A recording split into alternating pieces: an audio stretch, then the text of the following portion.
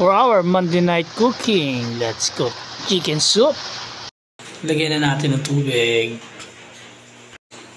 Main ingredients, the chickens. And then carrots,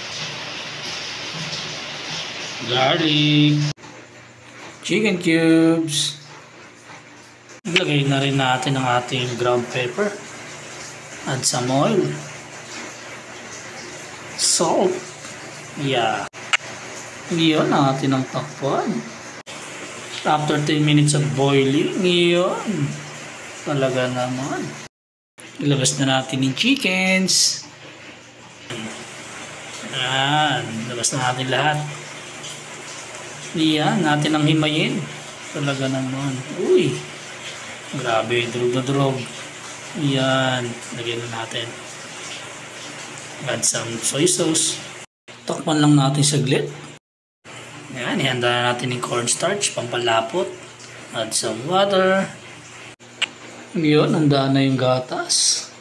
Hindi. Yan yung cornstarch. Yun. Boost na natin. Talaga.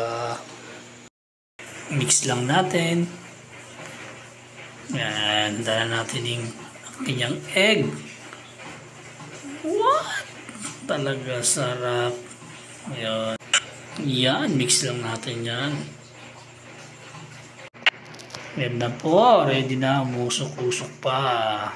Ready to serve. Happy.